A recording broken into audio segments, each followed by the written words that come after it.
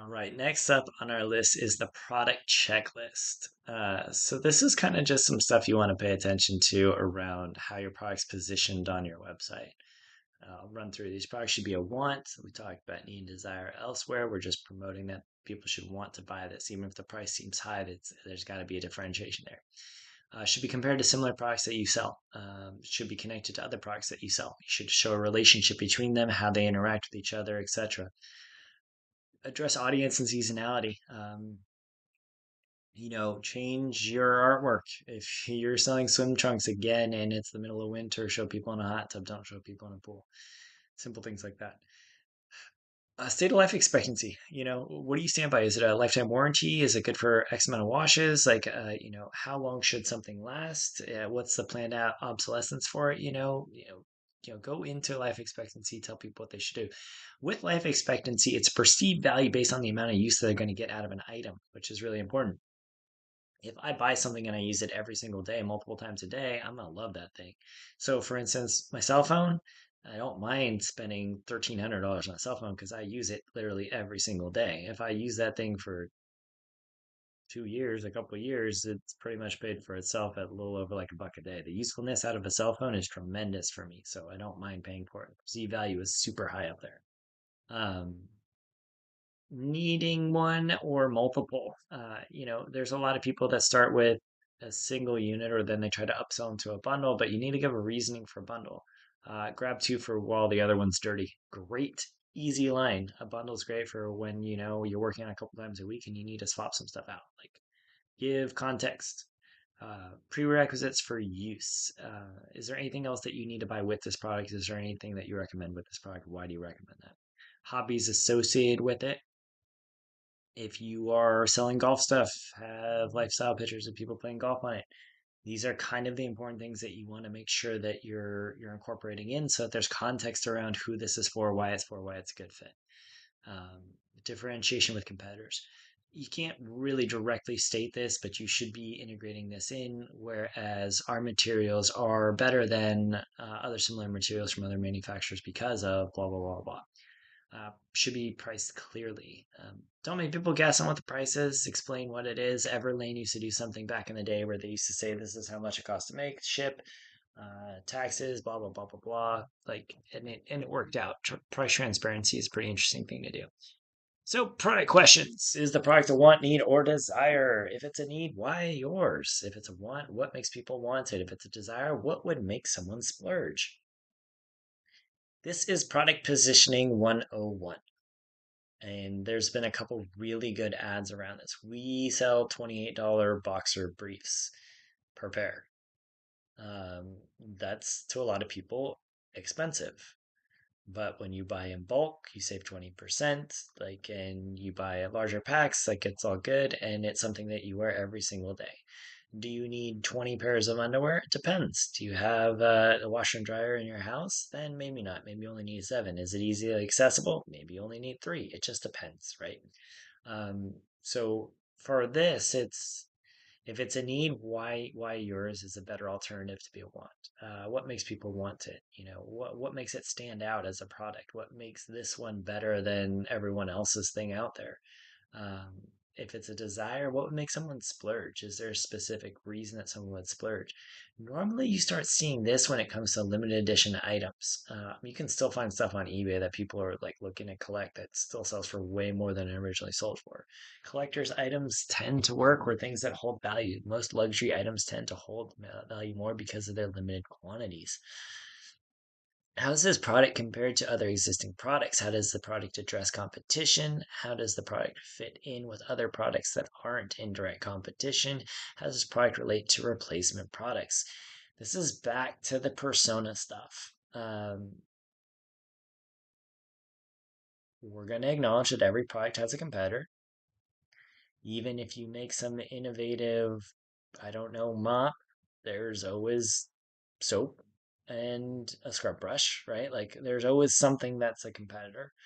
Um, and then it's a value proposition. The usual one is like a 10x gain on whatever, whether it's makes your life 10x easier, does the job 10 times as well. Like that's what people are looking for. Now, smaller gains are still appealing, but really you're looking to set the stage at like at least a 10x gain because that's a no-brainer point where people kind of flip it over and they say, "Oh, yes, totally. Takes me an hour to clean the bathroom, and you're telling me I can do it in 6 minutes using this gadget, gizmo, etc. Cool. You could use X, Y, and Z. They will run out way quicker. This one will last longer. Whole bunch of different ways of putting this together. Uh, has it fit with other products that aren't in direct competition? This is the you can use all these or you can use one of these. Like multifaceted tools tend to work on this as being like a good example. Replacement products. If you're replacing something that's already existing, why are you replacing it? How is this product replacement going to be better off? And what value are you going to get out of this, out of replacing it now? That's kind of how that breaks down. How is the product connected with other things you sell? If I sell something, are there other variations of it that would be better for me in different circumstances? For instance, in the interval short here, they had the different compare all shorts. So let's say that one short is super good for versatility. This one is good for a little bit more hardcore stuff, hiking, cross training, and this one's really good for running because it's super lightweight. So different activities are going to require different products. Similarly, that's going to be the same for underwear or anything else. If there's different varieties, some are going to have more leg, less leg, depending on the activity. Running would have less, hiking would have more leg, etc. Uh, so that's kind of like how things are differently connected and how there's something for everything. Are there constants between your product lines? Super important, and I think it's kind of glossed over a little bit, but the product makeup and the material makeup is really important for product lines. If you're using the same type of product across all of them and the quality is the same, then you should list that you're using all the same quality. And then you remove those elements from the product during a comparison. Specifically, like on the top of our page here, we say that every collection features per style, like all collections use the same micromodal and same unflippable waistband. Um, and then jock straps and thongs have the same cut and construction, but in different colors. So there's some degree of context that's provided across those products in order to show what their differentiation is at the same time as show what they're constant with. That way you're not focused on things that don't matter.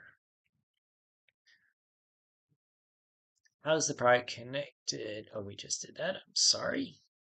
Does the product have seasonal aspect? How do you position the product relevant to seasonality? How does the seasonality impact the sales and sales cycle? Content is going to be like the number one differentiator of this. If I've got, let's say I've got like a merino wool hoodie like I have on, I can show it in summer, I can show it with shorts, I can show it in winter as a base layer, I can show it however I want. Changing the seasonality and the content that I share with that is going to make it more acceptable from a positioning point for the final end consumer audience. If you're sending springtime, summer hiking pictures during the middle of winter to certain geographics, people are going to look at you strange. They're going to be like, I'm in like 4 feet of snow. Why do I need sunshine and hiking? Like it doesn't work, right? So understand the seasonality, how this works, understand how all this plays into sales cycles too as well, and think about how to position products as we've used the example before. Swimsuits, winter hot tub, summer pool, like figure out kind of where they blend in there. Does the product have a life expectancy to it? Is life expectancy clearly laid out? How's life expectancy related to the price paid? Really, really, really expensive products tend to want to have to last longer or should last longer than really, really cheap products. People say you should spend a lot of money on products that have good construction to them. Some products are just straight overpriced. It just depends. So when you have something that's super expensive, the bigger the warranty on it, the better off you are. For instance, the shorts, these guys have, I believe it's a lifetime warranty, lifetime guarantee. They don't tell you what it is. They should link out somewhere else. Um, but they have like a lifetime guarantee and they better for a $68 pair of shorts. They should have a good warranty. Now, these shorts specifically, I've worn a lot of times since I got them both, and I got two colors, so I wear them quite a bit, and I would say that my value for them is pretty well received at this point. So my perceived value is looking pretty good, given that they've held up pretty well throughout washes, runs, etc., workouts. So they're doing pretty well in terms of their structure and how things have gone. But they don't they lay out very clearly that it should last for whatever. Underwear, on the other hand, with the material that's used, it may not last as long, and it may not be expected to last as long. You wear it every day, you're going to wear a lot of it. So these guys have 52 wash guarantee. So built tough, reinforced 52 washes or 12 months from the date of purchase. So you purchase any structural damage before 50 washes, we'll replace them for free. That's a pretty solid offer. And it's something that we worked on in order to say how many people are really going to take advantage of this. What's the cost of us doing this? I think the product should last longer than that. The average person holds on to underwear for between 3 and 5 years, depending on their use of it. So I think we're pretty good there. But it helps to have these things, um, and to figure out how to lay out these life expectancies and expectations that we have. Does the product differentiate with quantity? Should the customer be looking to buy one or more? What are the benefits of buying more than one of something? And I'm going to show you what we're doing on this because I think this is the way to go. So we have make your own packs. So I can take a small and then I can add it to my cart. And then when I add it to my cart, I can get automatic savings. So mixed 15 pack, where I go down there, it's a 3 pack. I can still get 15 if I do one and one of different colors. Then I get 10% off. So all the pricing is dynamic in the cart for these guys. So there's savings with the more that I buy, which is pretty neat to see. Um, and I think most people are going to move that general direction where there is savings that go along with buying more than one.